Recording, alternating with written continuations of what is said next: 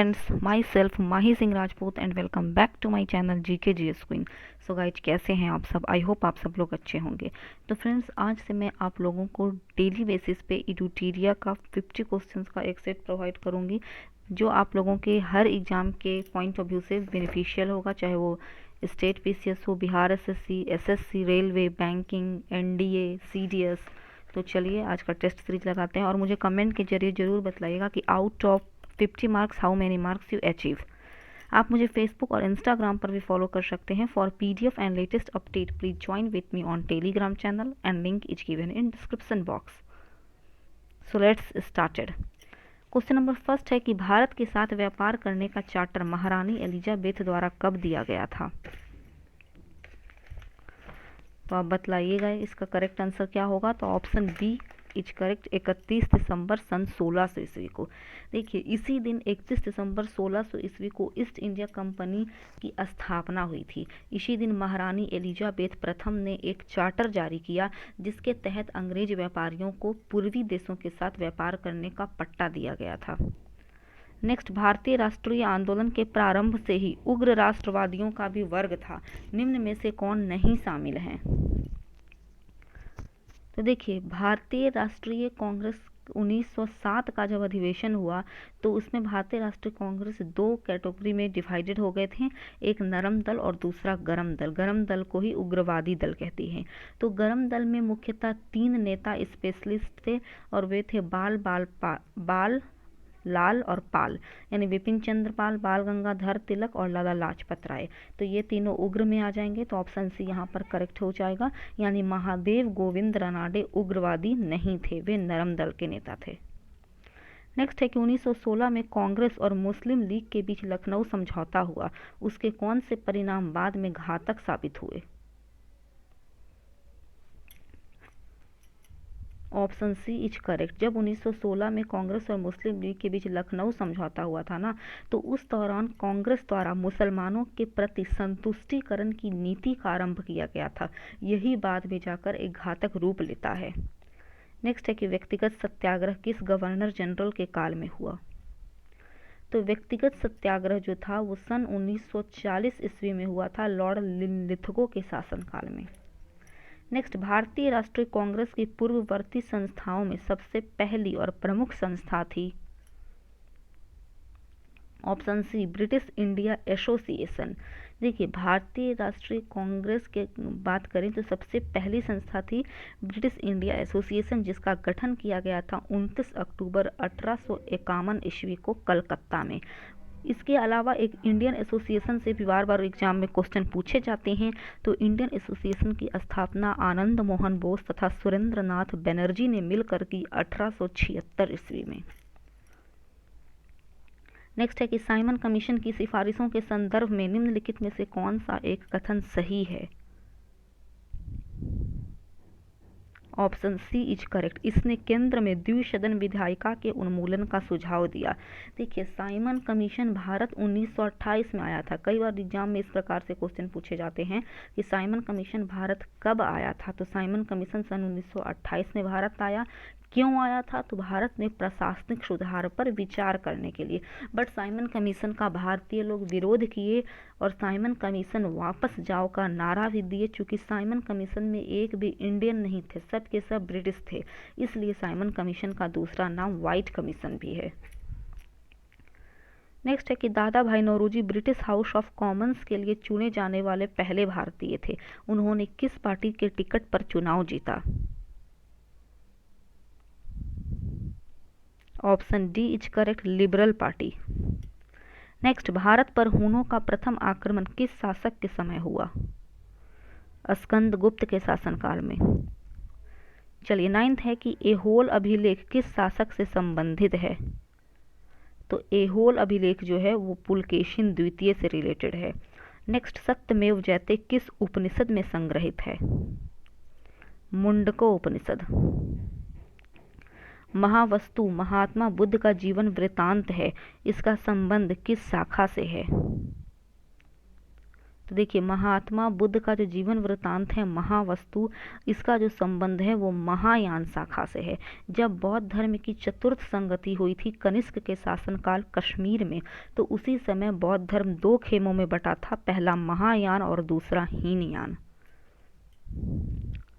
अकबर द्वारा बनाए गए उपासना भवन का नाम क्या था? ऑप्शन सी इबादत खाना। नेक्स्ट, सुप्रसिद्ध संगीतकार तानसेन और बैजू बावरा किसके शासनकाल में सुविख्यात थे? अकबर के शासनकाल में। नेक्स्ट, न्यू कैसल पोर्ट जो दुनिया का सबसे बड़ा कोयला निर्यात बंदरगाह है, यह किस देश में स्थित है? ऑप्शन बी ऑस्ट्रेलिया में। नेक्स्ट, देशांतर रेखाओं के संबंध में कौन सही है? देशांतर के मध्य सर्वाधिक दूरी विषुवत रेखा पर होती है। नेक्स्ट, उत्तर से शुरू कर दक्षिण की ओर नीचे दी गई पहाड़ियों का सही अनुक्रम कौन सा है?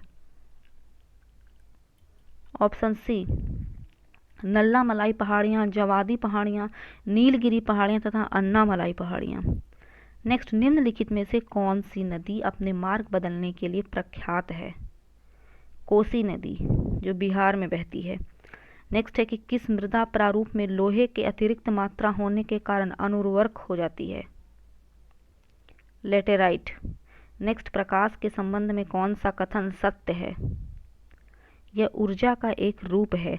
बायोगैस संयंत्र में निम्नलिखित में से कौन सी प्रक्रिया होती है? किण्वन। एक वर्ग में ऊपर से नीचे की ओर आने पर परमाणु के आकार बढ़ते हैं। नेक्स्ट, वायुमंडल में प्रकाश की विसरण का कारण है धूलकण। नेक्स्ट, किसी भी यौगिकों का ऑक्सीकरण संख्या यानी ऑक्सीडाइजिंग जो नंबर होता है, ऑक्सीडेशन नंबर, वह क्या होता है? तो किसी भी यौगिक का ऑक्सीडेशन नंबर 0 होता है। नेक्स्ट है कि सर्प विषरोधी सुई किस तत्व का एक यौगिक है? स्वर्ण यौगिक। नेक्स्ट, दाब का विमीय सूत्र है Ml⁻⁻1 T⁻⁻2। नेक्स्ट, जैव सेल क्या है? तो जैव सेल जो है वो कोयला है। नेक्स्ट, याददाश्त का संबंध मस्तिष्क के निम्न में से किस भाग से है? सेरेब्रम से। नेक्स्ट, एक जीवाश्म पक्षी का नाम बताएं जो एक पक्षी की तरह दिखता है लेकिन सरीसृप के जैसी अन्य विशेषताएं होती हैं। Option B archaeopteryx. नेक्स्ट, मानव शरीर में सर्वाधिक मात्रा में पाया जाने वाला तत्व कौन सा है? ऑक्सीजन। नेक्स्ट है कि परिपथ के किन्हीं दो बिंदुओं के बीच विभवांतर मापने के लिए किसका प्रयोग किया जाता है? वोल्टमीटर का। नेक्स्ट है कि आपातकाल के दौरान मौलिक अधिकारों का निलंबन कौन कर सकता है? भारत के राष्ट्रपति। नेक्स्ट, प्राक्कलन समिति के सदस्यों का कार्यकाल कितने वर्ष का होता है? तो प्राक्कलन समिति का जो कार्यकाल होता है वो 1 वर्ष का होता है।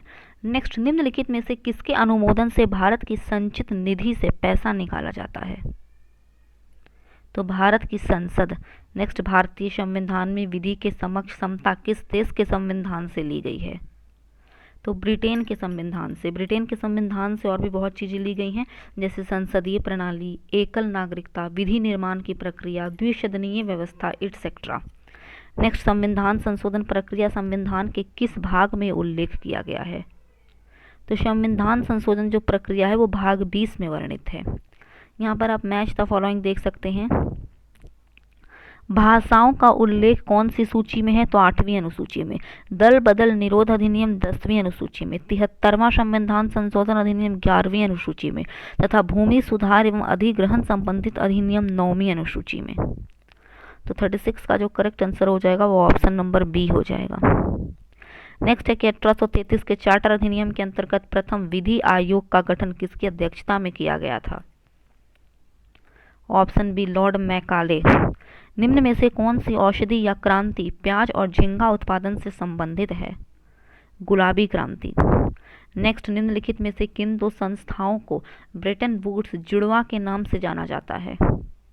ऑप्शन सी IMF और विश्व बैंक को। चलिए नेक्स्ट है कि किस वर्ष भारतीय रिजर्व बैंक का राष्ट्रीयकरण किया गया था? ऑप्शन बी 1949 ईस्वी में। प्रेजेंट टाइम में RBI के गवर्नर शक्तिकांत दास हैं। नेक्स्ट, हिंदू राष्ट्र का विचार मूलतः किसका है? वीडी सावरकर का। नेक्स्ट, भारत में आय कर है, तो भारत में जो आय कर यानी इनकम टैक्स जो होती है वो प्रत्यक्ष और प्रगतिशील है। नेक्स्ट है कि कुचिपुड़ी किस राज्य का प्रसिद्ध लोक नृत्य है? आंध्र प्रदेश। नेक्स्ट, हिमानी उत्तम परब का संबंध किस खेल से है? मलखंब से। नेक्स्ट, निपख आंदोलन के प्रणेता थे? दादू दयाल। नेक्स्ट, ट्रकमा सिक्का किसने चलाया? ग्रीक ने। नेक्स्ट है कि बाढ़ के दौरान हर वर्ष नए एलुवियस का जमाव जो मिट्टी की उर्वरता को बढ़ाता है? खादर। वह समुद्री सीमा जो तापमान तेजी से कम होता है, तो वह समुद्री सीमा को थर्मोक्लाइन कहा जाता है। नेक्स्ट है कि बेसल मापदंड संबंधित है बैंकिंग क्षेत्र से।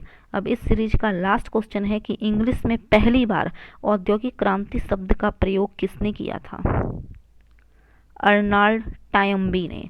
तो फ्रेंड्स, आई होप आपको आज का मेरा टेस्ट सीरीज यूजफुल लगा हो। अगर आपको मेरी वीडियो पसंद आती है तो प्लीज़ मेरे चैनल को सब्सक्राइब, लाइक और ज़्यादा से ज़्यादा शेयर करना ना भूलें। तब तक के लिए जय हिंद, जय भारत।